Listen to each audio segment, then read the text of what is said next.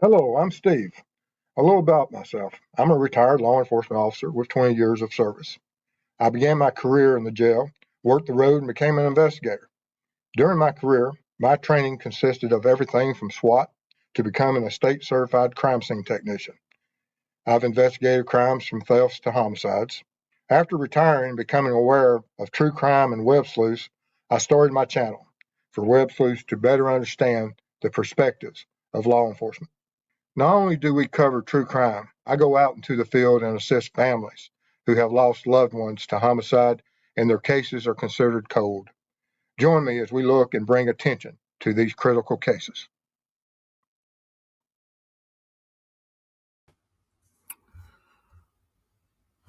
Hello, everyone. Glad you're able to join us tonight. If you're new to the channel, this here is the Morning Watch edition of what we do on this channel, and a little bit different than the structured ones that we have,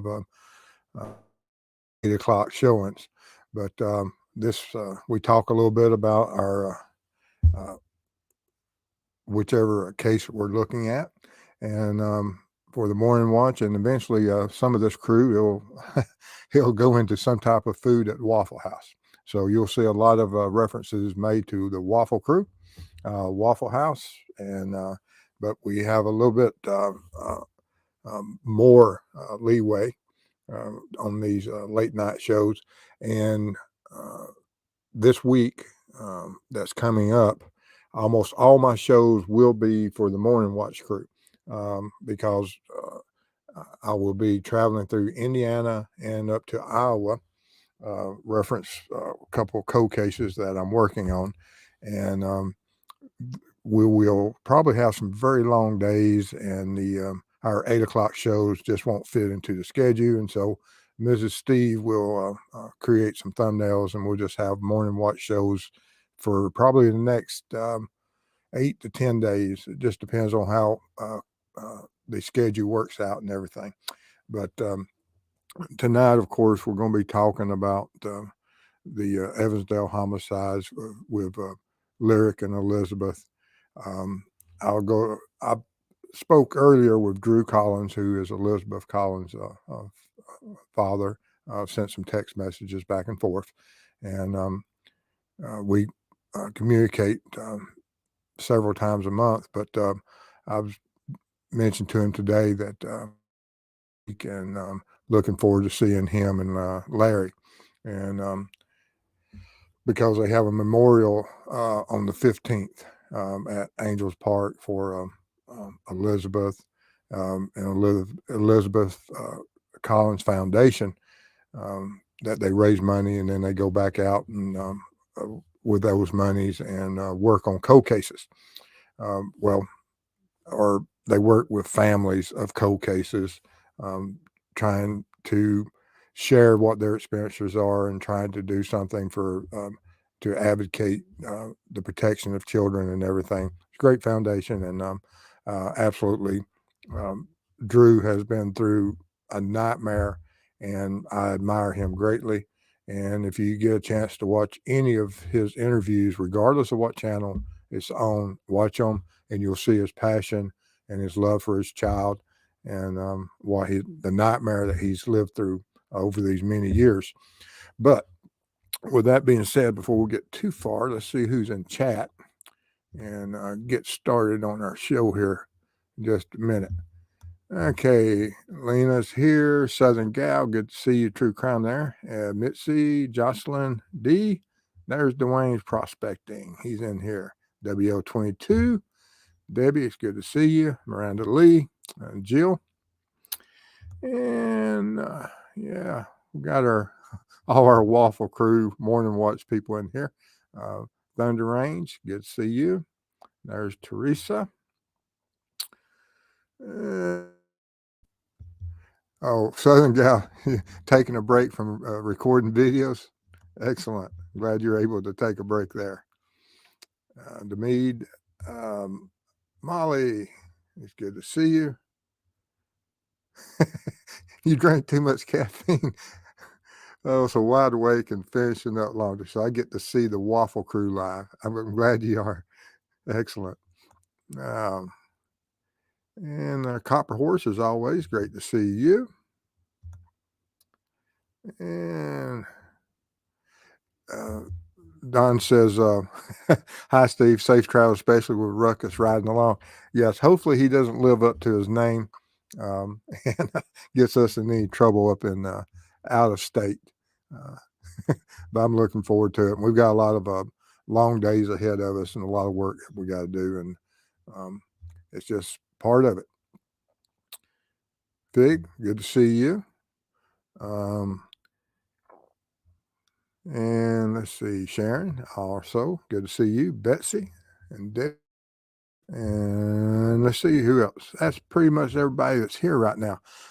Tonight, like I said, we're just going to do a brief recap of it, and then I'm going to show you a video that I went out during the earlier part of this year, trying to see what it was like when the bodies were discovered at the dump site. And when you see the video, of course, you'll realize the remoteness of it, the haunting visualization of the area of when these offenders are offender, because we have two victims. We have Lyric and Elizabeth, which is in the world of abductions. It's very rare for a single offender to take two victims at one time. It does occur. And it may be the case that we see, such as in Delphi, one offender, Richard Allen, with two victims, or it may be different. There is a individual that was of a great suspect, Clunder, I believe his name, with links to Evansdale due to one of his cellmates that lived in the area that he served time with. And Clunder had also abducted dual victims more than once, and which is a very, very rare. But for law enforcement had cleared him, and is that the case? We really don't know, but we're going to be looking into every possibility regardless as we move forward. But let's go ahead and get a little bit. If you have any information on this case, absolutely make sure law enforcement has it. If you suspect anyone, or if you lived in the area and you knew anything about certain individuals that were offenders, either in Evansdale or in the Seven Bridges area up at Redland, near the refuge, absolutely make sure law enforcement knows who those individuals are, and especially if it's someone that's not as a registered offender, because there's, of course, far more people out there that offend than what are registered, and so we always have to be vigilant and report those, because that may be the one link that will solve this case. But we're going to be up there this week, and of course, Angels Park back in occurred in 2012 on July the 13th. This was Myers Lake at that time. It was not known as Angels Park. The families went in there and rededicated, cleaned up, and worked on the park, and it is now absolutely a tribute to both Lyric and Elizabeth, and it's something that is will always be. And I think they're going to dedicate a plaque, or they may have already dedicated it to Amber Crum, because Larry and Drew are great friends. And if you know my channel, Amber Crum is another cold case I've worked out of Texas. And we have some DNA lab work being done now on a bone that we submitted last month. And we're waiting on that to get back. And we have Unearthed Secrets in here, who is a vital part of that team that went to Texas, her and her sister, Carolyn, and absolutely great people. If you haven't seen Unearthed Secrets channel, please go over there and subscribe. And like I said, she is a vital part of our team, and I look forward to working with her in the future. Hello, Kristen behind the crime door. Yes, they did make a beautiful place for the girls and everything, and it's um, it's it's sad that such things have to occur, and we have such evil in our society.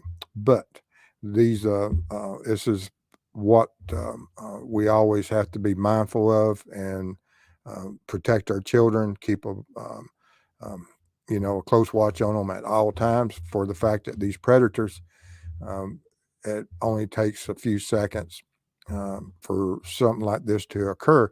And this occurred in the middle of the day. I mean, it's not like it was dark or they were in an isolated area.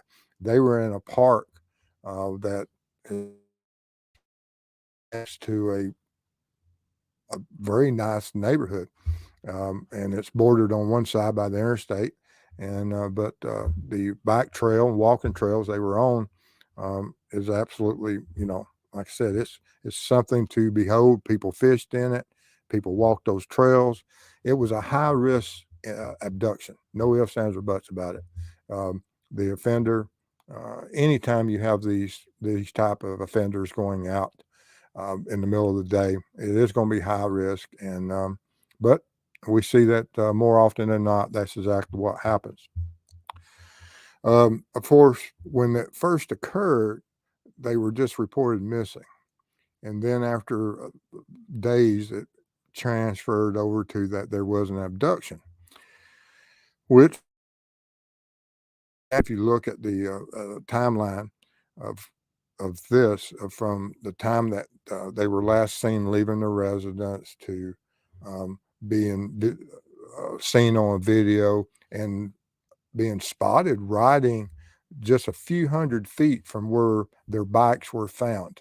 A person traveling down the highway was able to see them riding towards the final location right prior to their abduction, where their bikes were found, and there was a suspicious vehicle seen nearby.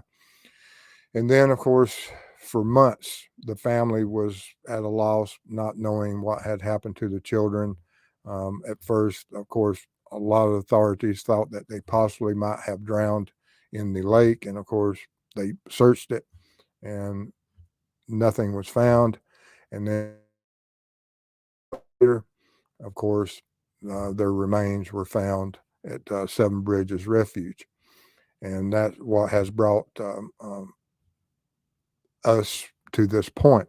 And as we move forward and we look at what we can do, and for the memorial and for going up there and trying to find out and bring awareness to the case, so that possibly, like we've always heard, we need one tip. And does someone out there have it? Absolutely. Someone knows, suspects, has an understanding of what went on that day. And we just have to see if we can't bring awareness to it. And hopefully I get up there and um, through either the work of us or others, that something comes of it. Let's see. Does anybody get caught back up in chat before I get too far behind? I'm going to be playing the video here in just a few minutes. And whereas you'll be able to see, um, like I said, it's in video when you see it, and in its coldest conditions, because it was pretty cold up there. I think I did that in late February or early March, somewhere in that time period. I can't remember the exact date, but we're going to be going back this week. I'll be doing some more videoing of what the dump site looks like at this time, of where the bodies were found. And uh, yes, we'll get some footage of the memorial, and with the permission of the family. And hopefully Drew will do a interview and everything sometime during this week. And let's see here.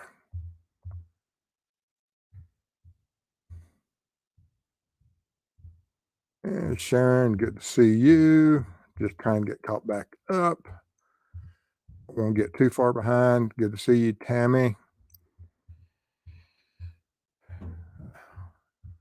The morning watch, sometimes I get behind, and I stay behind. And our secrets missed the members earlier. Oh, Jan, good to see you. Yeah. Misbehave. Great name. Love it. Sandy? Oh, the mic's cutting out. We're having storms here. Sadly, it's for whatever reason, I didn't even know we was going to have storms. Ann, good to see you.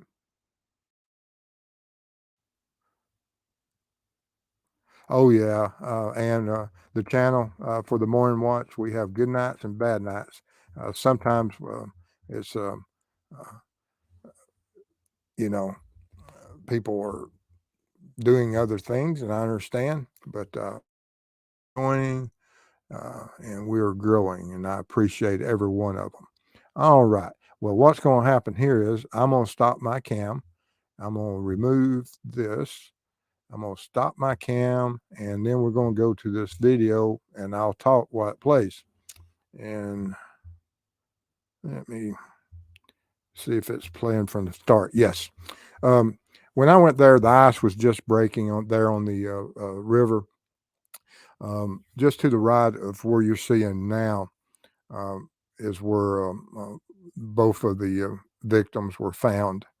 Um, they were found by a deer hunter who, this was the first time that he had hunted this area, him and his family.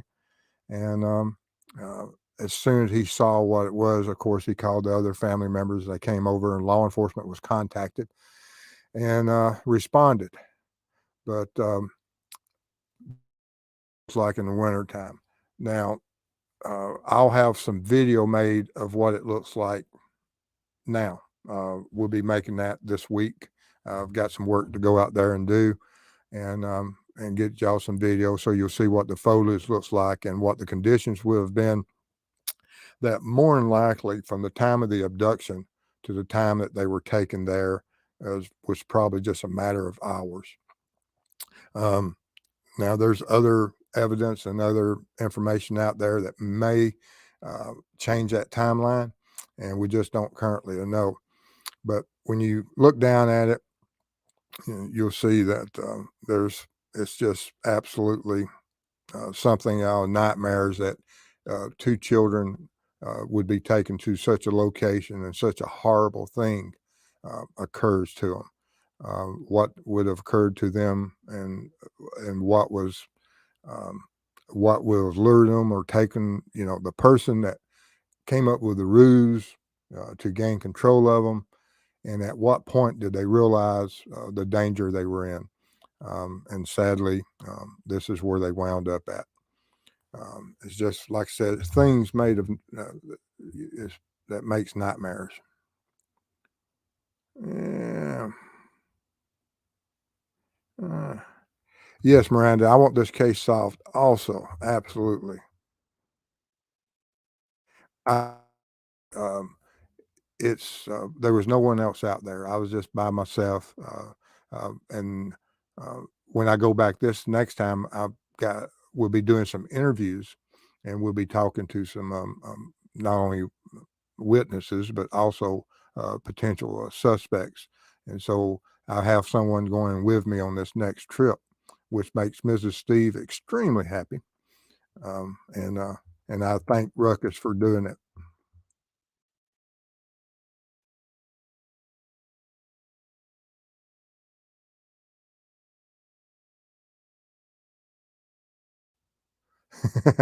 Yeah, and you're absolutely correct. I never expected to be able to do this without Mrs. Steve, and I can't. Really, she's is in the background. She's asleep right now, but she gets everything set up for me. But this shot here, we're walking back through the wood line towards the parking area, and in this during these conditions, you can just about get through any part of it. Let me go back in here, and we'll start playing it again. But um, I am looking forward to see now when there's foliage and everything, the trails that are and I've been there in foliage. The trails are over there next to the river itself, just within 10 or 15 feet from the parking area to that. If you walked to the right side of the screen and just went up the river, is where the parking lot area is. And so that's where you would wind up at. I have some other footage, but I've just picked this one to show you the actual location of where the bodies were. Um, and they're just to the left off the screen. But this would have been the situation of what it looked like when the bodies were found. They were found in December, but the foliage was in the same condition as this.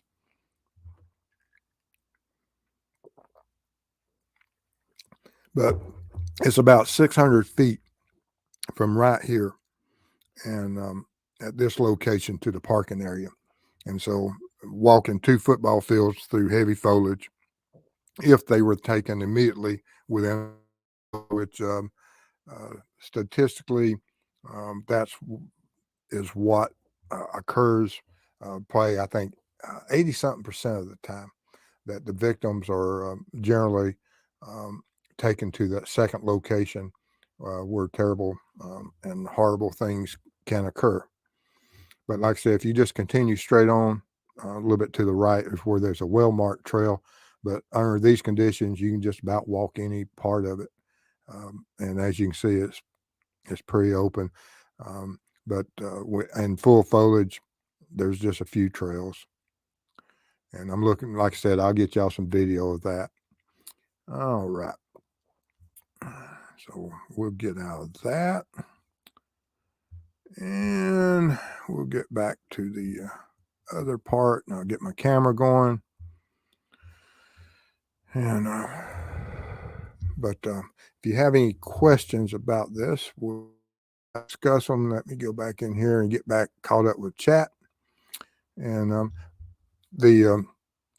we're not going to be doing a long show tonight. I'm getting up in the morning. I'm heading out tomorrow. I've got to go through Indiana, meet with a couple of people, and then I pick up Ruckus Tuesday morning at the Indianapolis airport, and then we go on up to Iowa. And so we'll be working in Iowa all the way up until Saturday when the memorial is. And then from after Memorial, we'll be coming back down to Delphi, and hopefully we'll have some time to go over to Flora also.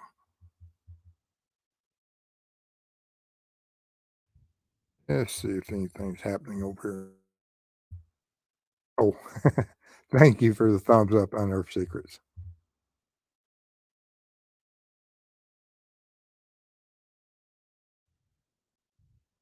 Let's see.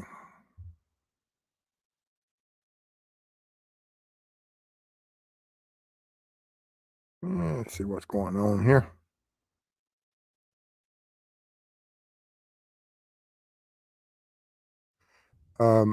Ann says, Mr. Steve, how far off the road was that spot where the victims were left? No question, the perp knew that area well.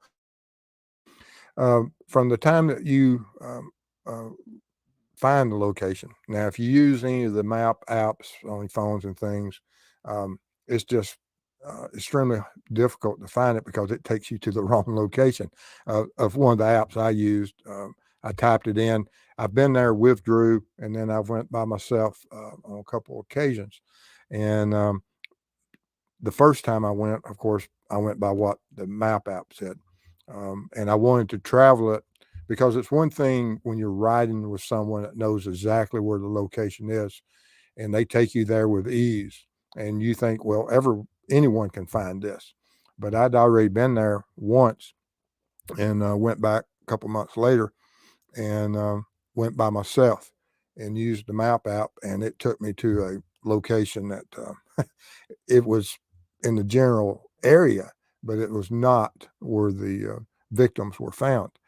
And from the main road, you're probably looking maybe a mile and a half that you get off the pavement.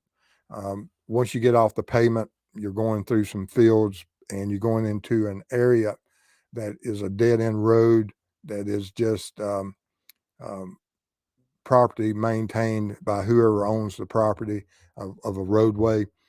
And it doesn't appear that there's any county maintenance on that access to those fields and to the hunting refuge.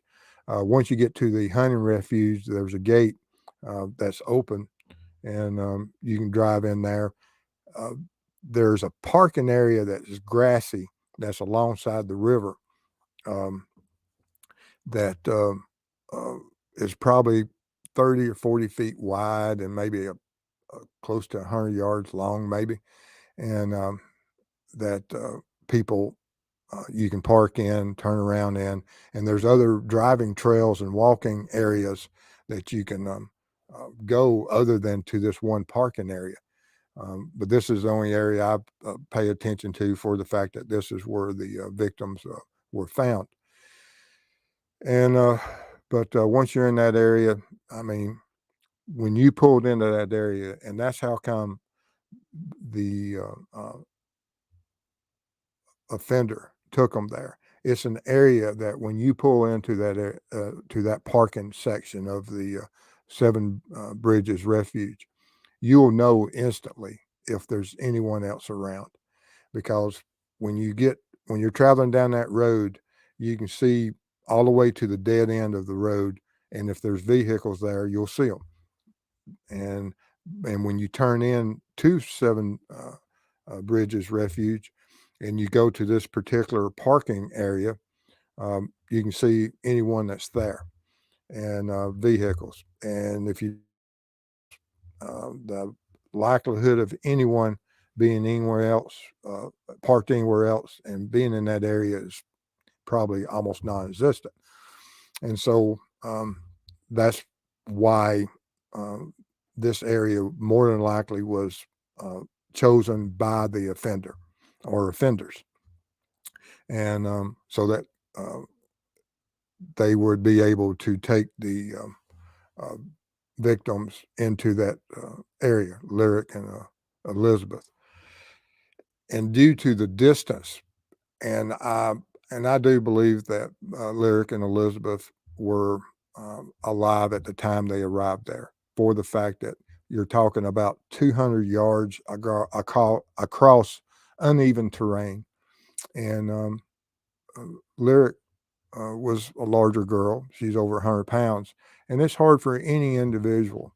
Um, you have to have a certain amount of strength and agility to be able to carry that heavy weight of someone that is lifeless across that terrain.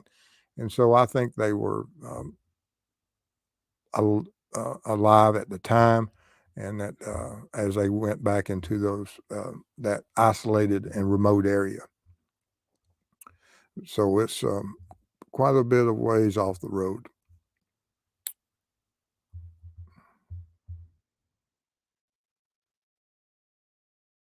It's about from the parking itself, it's about 600 feet, but from the main road, about a mile and a half, I think.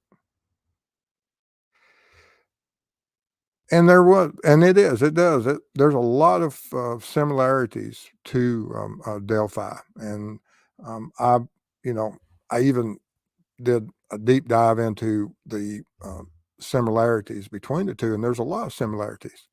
And I went down that path and that rabbit hole of looking at did I think they were linked, and until I visited Delphi and visited uh,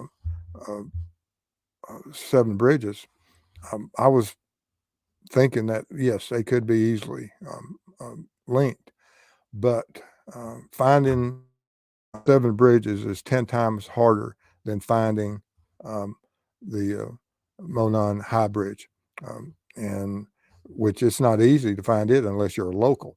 And it would, for this, it's almost definitely, as law enforcement has always thought and promoted, that they believe that the individual was familiar with both locations, Angel Park or Mears Lake at that time, and Seven Bridges. And that's a reasonable and logical conclusion. that you would have to have knowledge of this area. And some of the witnesses I've spoken to in the past and interviewed, they talk about the people that frequent that area, and that's pretty interesting. Some of the people that frequent there. Yes, Fig, absolutely. Hopefully, somebody will come forward and have some information. It is the time that for anyone to come through. You know, it's been what 11 years now.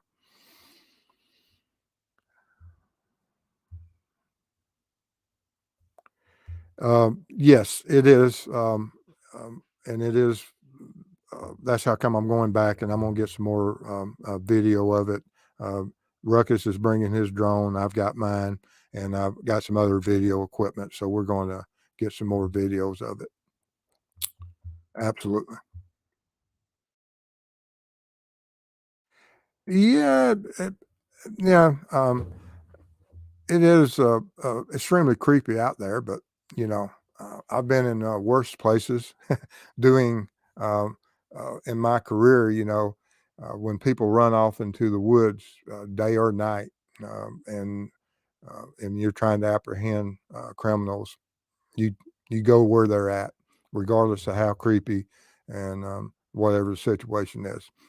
That this isn't the first time I've ever been in a deep woods or some pretty creepy places, and even in the and I don't enjoy it, but I'd rather work at night and um, for the fact that the way sound is in the woods and things, you can hear people, you can hear movement. I just as soon track somebody at night as I do in the daytime. Um, but that was just, you know, you have certain people and that have certain personalities. Some people like darkness, some people like light. I like darkness um, for whatever reason. I was always, that's how come we have the morning watch. I work the night shift. True crime. Is there any suspicion on the people who found the remains? The FBI interviewed them the first day, uh, and they never re-interviewed them from that point on. So they, for whatever reason, they um, stepped away from them. But I've talked to the individuals that found them, and hopefully I'll get to talk to them this week. I've got to check and see what their schedule and see if there's any conflicts. Um, but I've sat down and talked with the individual that found them originally, and like I said, I look forward to speaking to them again. Oh yes, you can absolutely see why. I mean, you know, you're right beside a creek, very similar situations, and um, bridges. Both of them mentioned bridges, and we have double victims. So yes, there's a lot of similarities. Copper Horse says blue. Okay. Somebody did something, and I thank whoever did it. Thank you. I see $1.99 somewhere, but I don't know who that is right now. Hopefully, I'll come across it in a minute. Yes, Paula. We all are praying for answers and justice. Absolutely.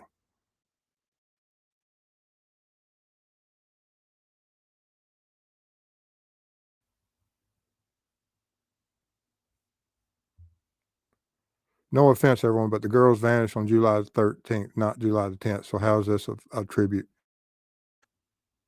This isn't the tribute. No. Um, Uh, this is no tribute to them. This is just bringing awareness that the family is hosting on July the 15th. I'm just getting ready to go up there and work. Uh, but Chris, no, I'm not saying that this is a tribute. You are correct. They were taken on July the 13th. This is not a tribute. I'm just prepping to go on a trip, and I will be at the memorial, which is the tribute, on July the 15th.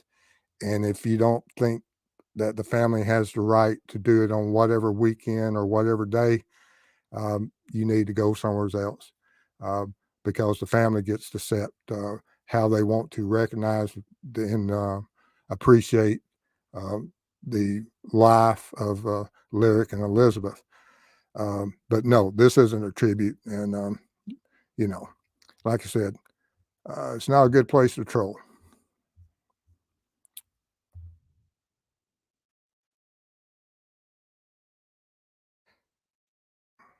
And yes, and Evansdale is in Iowa.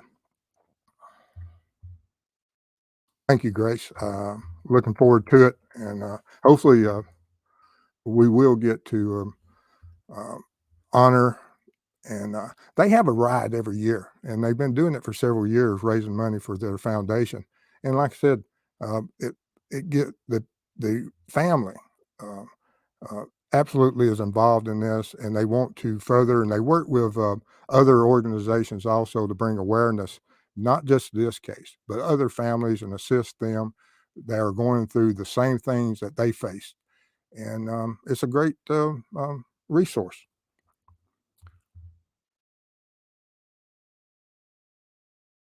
Um, Rocco Rockwell says, "Has there ever been a person of interest in this?" Yes, there's been several persons of interest in this.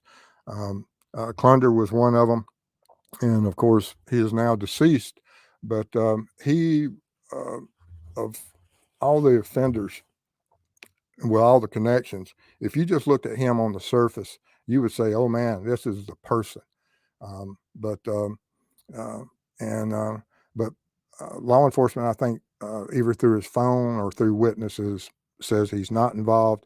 But um, uh, some of the families, and Drew mentions him also, that he is a key individual, and should be looked at. And I agree. Until we know, he should be looked at.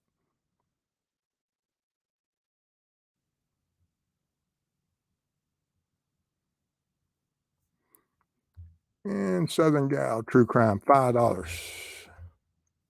Thank you. Appreciate your support. I'll use that.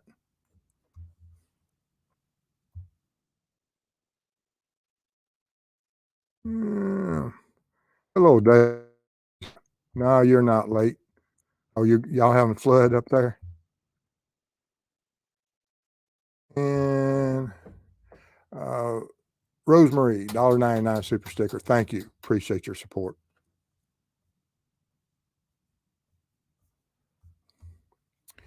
Um, yes, I think this is where, personally, I think this is where the homicide occurs, due to the fact that if a homicide had occurred prior to, and they were just going to dispose of them. They could have just drove in there, and there's plenty of areas and ravines, and also just the river that uh, would have been able to dump. But where they were found is, like I said, 200 yards further in, and so you have to look at it that how did they get there, why did they get there, and what was the purpose. And so I think that they were alive when they got there. That's just my personal opinion, though.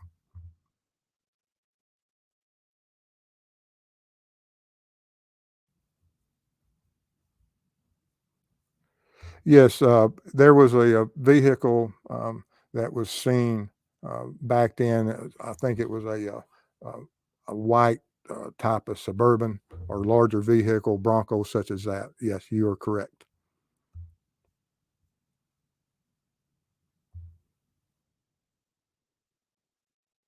Dave, be careful out there driving in the flood.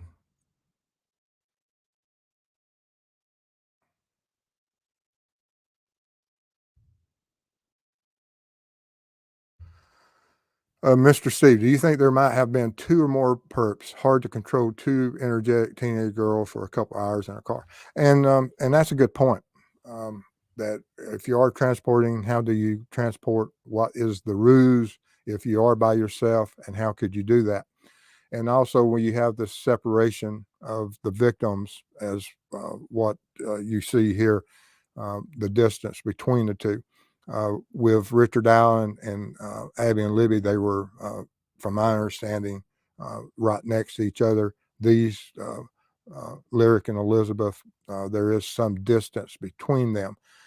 When I get back in there and uh, look at the scene again, I'll get try to mark off that exact distance as best as I can. But you are right; it would be hard to control without some type of ruse or some type of control.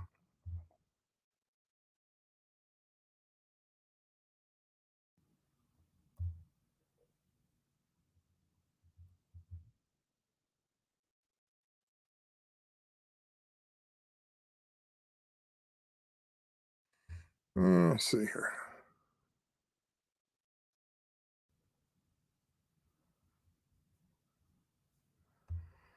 And Molly, yes, I absolutely agree. It is over 20 miles, and it would the drive time.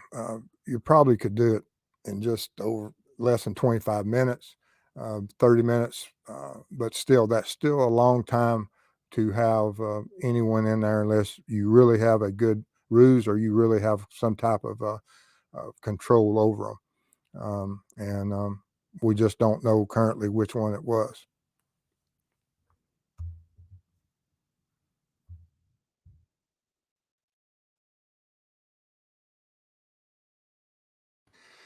And Chris Owens says, or it could have been one person. We know he had a gun on him. Uh, how do we know that, Chris? Interesting.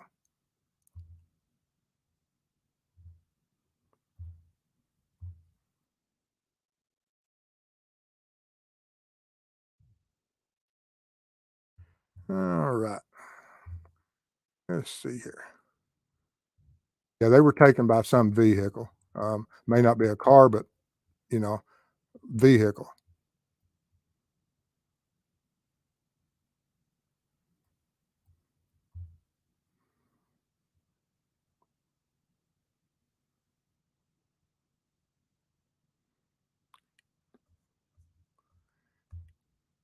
Would wouldn't be hard to manage. Yes, I see. Yeah, the autocorrect, and you're correct. It wouldn't be hard, but it still wouldn't be easy.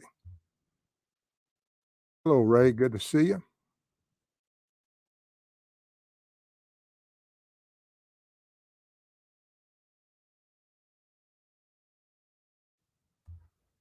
Uh, Chris, you're on the wrong case. Um, this is Lyric and Elizabeth Collins. It has nothing to do with Libby and Abby. Uh, so you're just on the wrong case, and it has nothing to do with um, whatever it is. So uh, you might want to rethink your thoughts.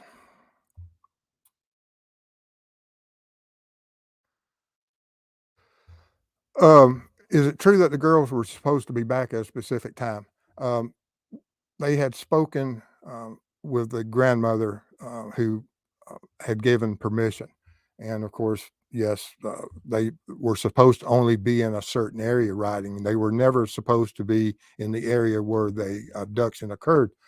And Drew absolutely said that if he had no knowledge that they was even going to be leaving the residence. And so, but the grandmother who was in charge um, is um, the one that had given a timeline and allowed them to go for the bike ride.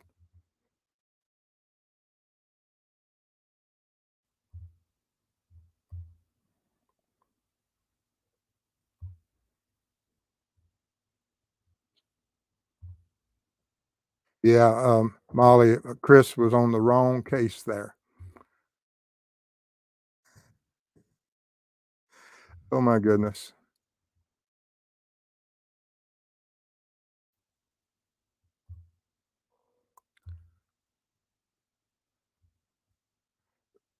Chris, no one's saying that we're not even discussing that. We're just discussing this. Delphi is not even on the table right now, but I appreciate it.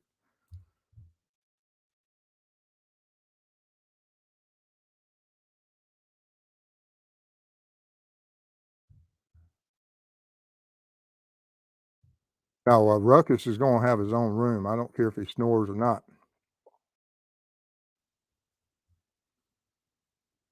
Thank you, Ann. That's very kind of you.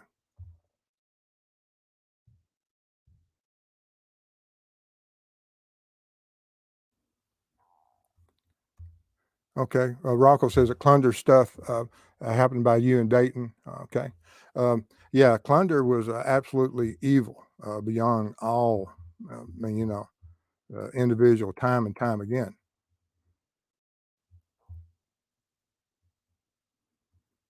And you're absolutely correct that the for anyone the high risk at to the middle of the day, and in the location for the fact that where the bikes were left and where the suspicious vehicle was seen there at the trail. Um, I mean, you're only 100 yards away from some of the houses, and probably less than that. Some maybe 75 yards across a open area. Now, where the vehicle was parked, it was a little bit more foliage separating, and but from certain directions, you could clearly see the path and the trail. And but we did some sound testing there that, due to the highway, that if Lyric and Elizabeth was yelling, you wouldn't hear them, because Drew was probably almost yelling at the top of his lungs, and I couldn't hear him at 100 feet.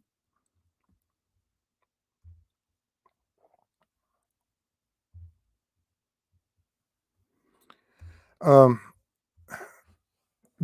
Drew is, you saw how Larry was with Amber, and Drew is same. I mean, anyone that loses a child, and he's a great parent. He has other children. He's a great parent, and it absolutely is.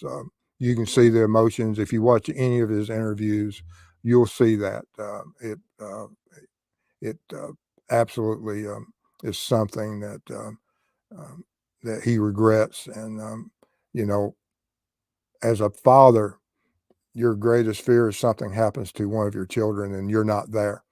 And he's lived that nightmare, and continues to live that nightmare.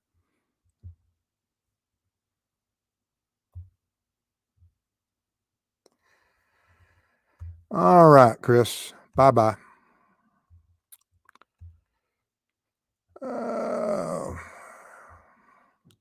we don't name people. You can do that on other channels. Bye.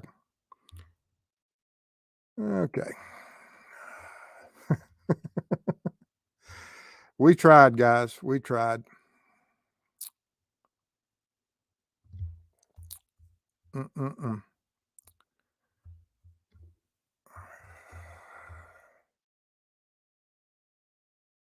Well, Chris was just all the way around messed up tonight.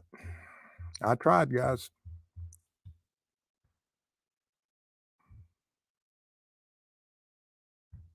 Thank you, WO22. Appreciate it.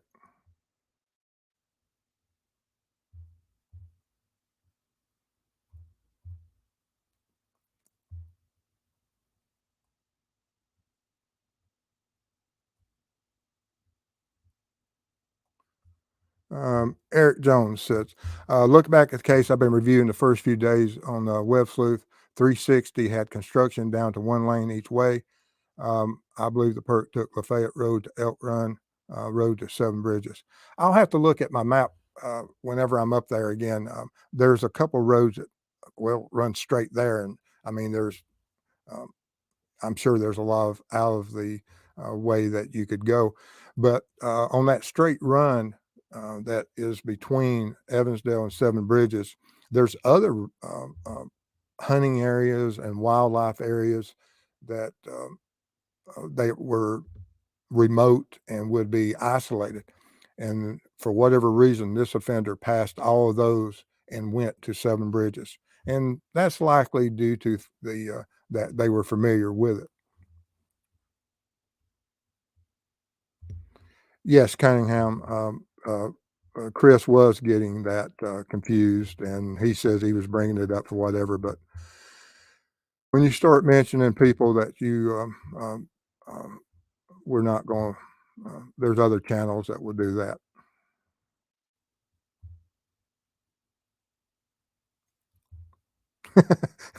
Dandy's been,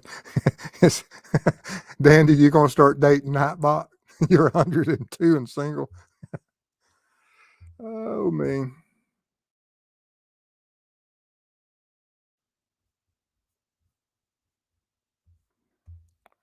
Yes, a lot of these offenders, and they always have some type of ruse.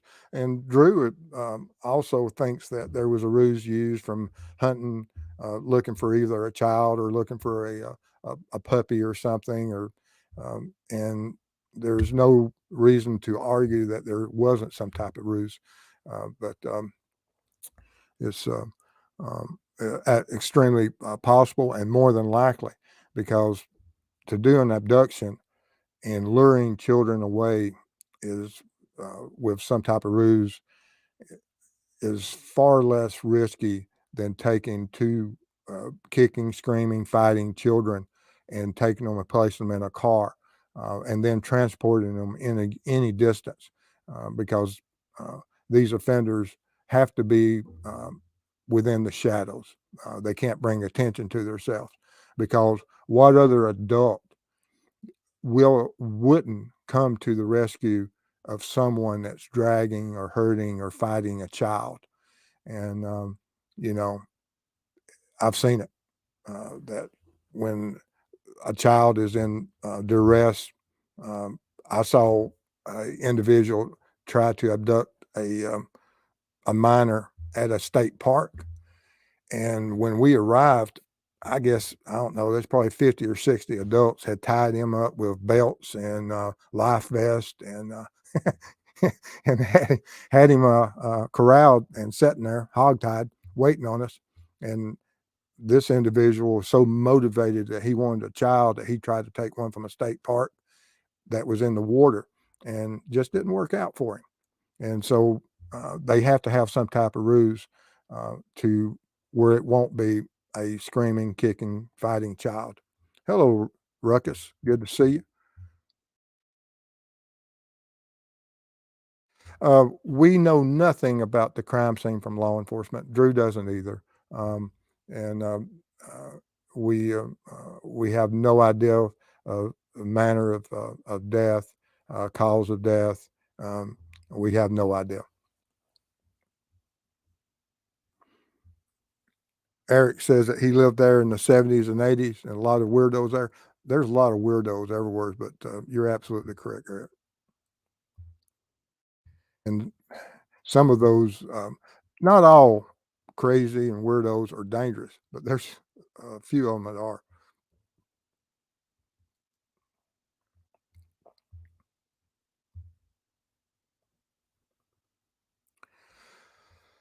Um, yes, Ann. It's just like these offenders. They all have, you know, they had a choice to make that day. And this offender, if you're looking for a victim, it doesn't matter um, with these predators that there's certain areas that they go to. Predators are predators. If they're looking for um, uh, other individuals, you know, you have some predators that will go to shopping centers. But if you're a individual that's looking for children, you go to where the children are, and the children are going to be on these uh, bike trails, parks, areas where they'll have access that parents might let them get out of sight, and they go to these areas. But once they have made contact with them and gain control of them, either through a ruse or otherwise, they have to have some location and to take them. And if they don't have a residence, then of course they have to have a property, and that they can take them to, that whereas they can do whatever need that feeds their fantasy, that um, and uh, so that they can commit whatever evil deed they're going to commit. And the this park that's on the edge of this community that's in this Angel Park now, um, that is not a place that you would have any type of safety or security for any length of time, for the fact that someone could just walk around the corner, um, pop over a hill, and you would, of course, be seen. And once the warning is and you're identified, you know your game's up. So you have to be able to have both in the area where you can possibly find a victim, which is, I believe, exactly what happened that day. That the individual went to uh, Mears Lake and found the victims, and then took them to a second location.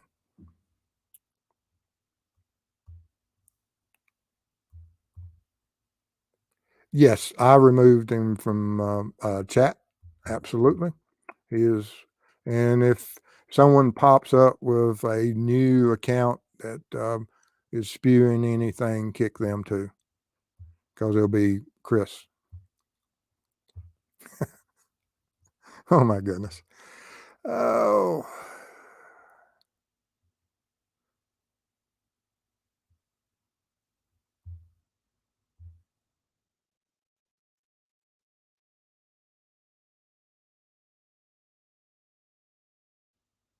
Yeah, Mitzi, you're right. That I cannot believe that, you know, the the horrors of facing that you've lost a child. I couldn't imagine. I've seen a lot of victims that have, and lost them to all manners of, and it's not just from homicide, but anytime you lose a child is not anything any family should um, have to deal with.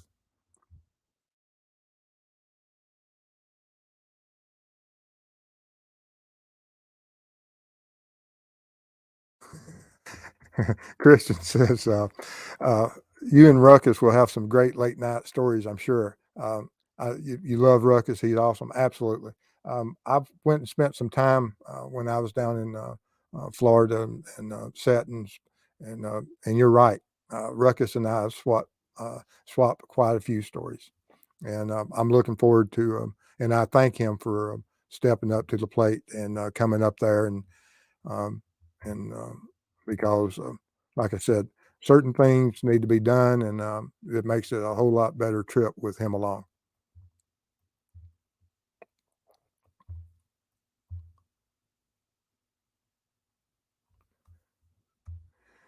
And Eric, you're more than likely you're exactly. It could be something as simple as that. That he may have had some fish and been fishing and uh, gave them money. That could be a possibility. The girls were seen riding towards that location just, you know, within a few hundred feet of there by someone passing on the highway. So you could absolutely be correct.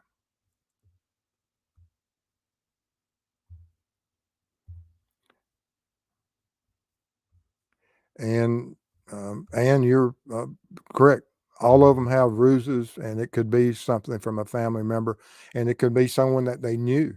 Um, and we just don't know all the facts yet.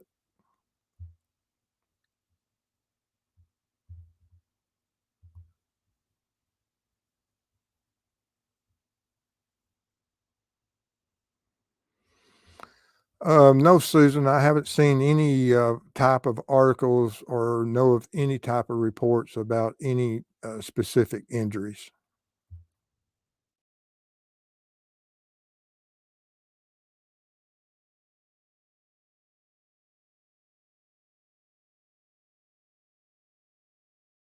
Yes, there is a documentary, and I saw an interview. Let's see, I th- I think he was. I can't. Um, who he was speaking with. He may have mentioned it to Chris. Um, First time I heard when he was going to do a documentary.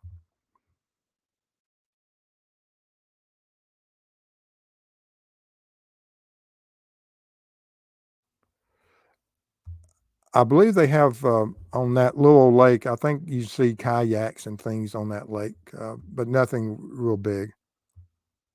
And that's Myers Lake there at the, where they were abducted.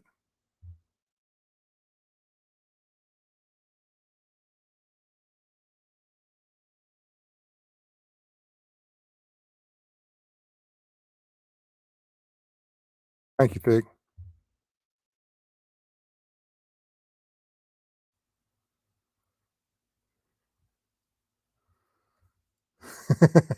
Yeah, I have my own morning watch troll. I'm sure I'll get some emails and comments from him. Birdman Crow. Hey, Steve, could you give my girlfriend a shout out? We could, uh, we listen to you all the time. Much love. Mrs. Birdman Crow. Morning. Yes. Take care of Birdman here.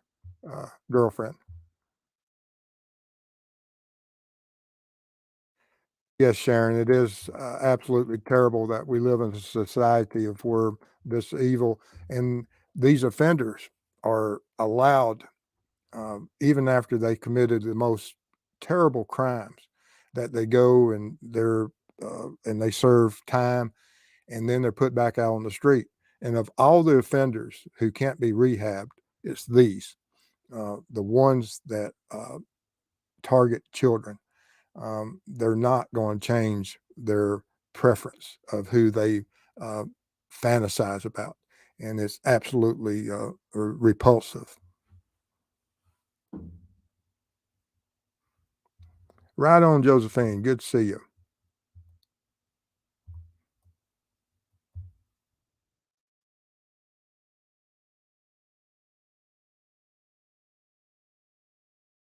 Tammy says, do the Amber Hagerman case? At some point, I'll probably look into that. Thank you. Um, and uh, we have, I have so many things that's on the plate right now. I'm so far behind, but thank you for that suggestion. Eric says, from what my parents told me, the Seven Bridges area was a party place for teens in the 70s. And even Drew mentions that in some of his interviews that it is a place where some people go and party often.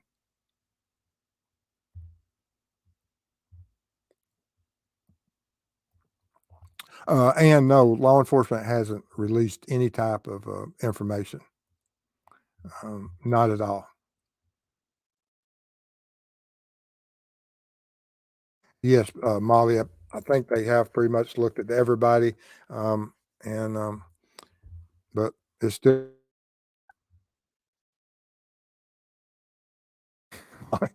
yeah. I hope they don't use the Delphi filing system. That's funny.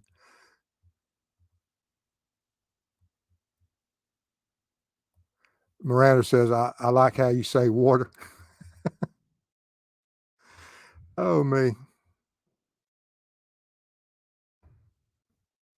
And Christian Behind the Crime Door, which is another great channel, guys. I'm sure we probably share the exact same subs and everything, but check out Christian also. But just like Richard Allen, that is a great possibility.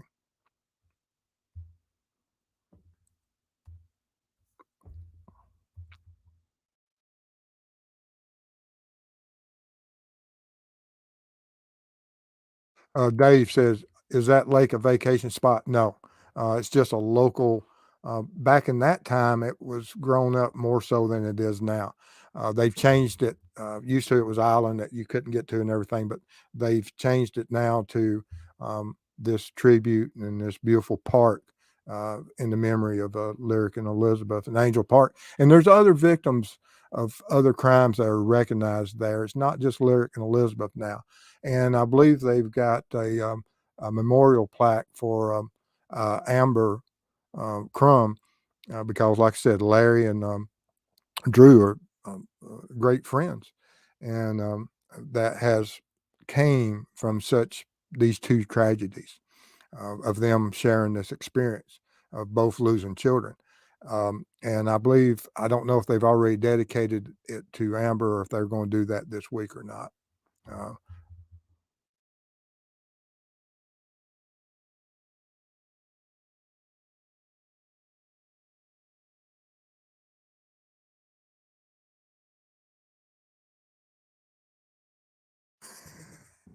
Ruckus says, "I hope we don't crash our drones into each other during the trip." No, I'm pretty sure we won't. Oh me.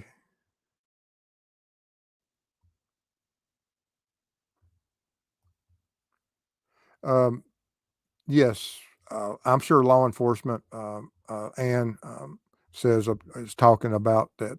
What vehicles the suburban Bronco and familiar with the Seven Bridges will have called that in. Um, and if they did, like I said, we're still at this point now that it's cold.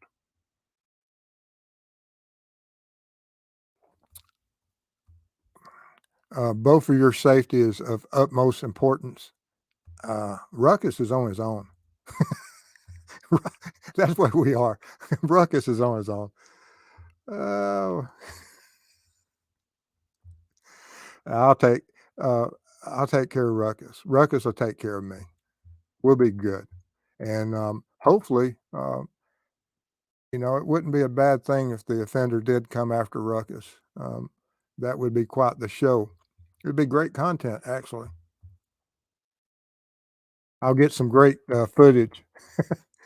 If I find an offender, if we're out in the Seven Bridges area and I see a ruckus having issues, we'll know what it's about, and I'll get some good drone footage of it.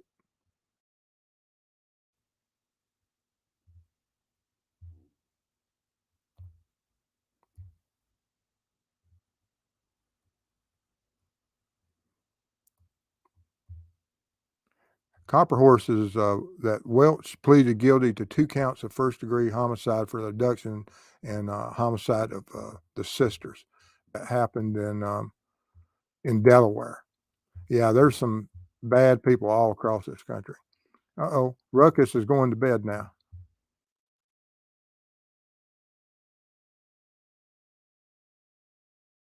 Good night, also Unearthed Secrets. Good to see you.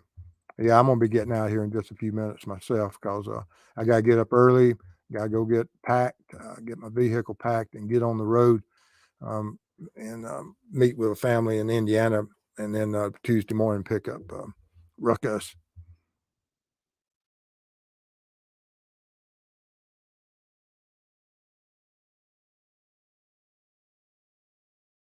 And get out up here.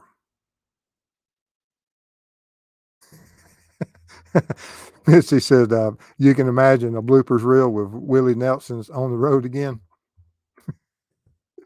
Yeah.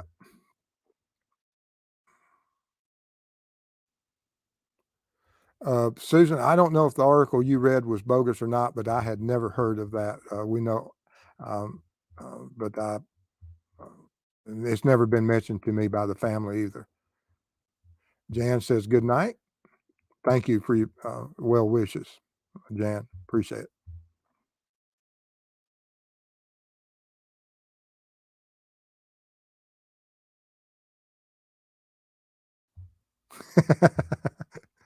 Lisa, that's probably true. Ruckus is a nightmare everywhere. I actually, Ann, you're correct on the bug spray. I bought 2 cans of it, one for me and one for Ruckus.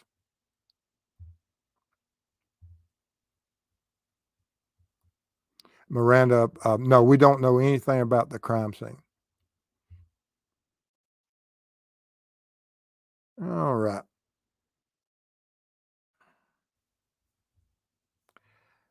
You're not far off. Um, I sleep very little, and Indiana Bones actually is going on the trip with me to Indiana. He is part of my exhibit for the cold case I'm working up there. So yes, um, Indiana Bones will be with me. Thank y'all for the safe travel wishes and everything. But I'm going to go ahead and get out of here. I want to thank all of y'all for being here and appreciate all y'all's support. And we couldn't do this without our viewers, our members, the donations, and all. And we want to thank everybody for everything y'all have done for this channel. And we'll be having some morning watch shows all week. And y'all stay safe out there, and we'll see y'all soon. And let me get um, this back to something. There you go. All right. Y'all have a great night, guys.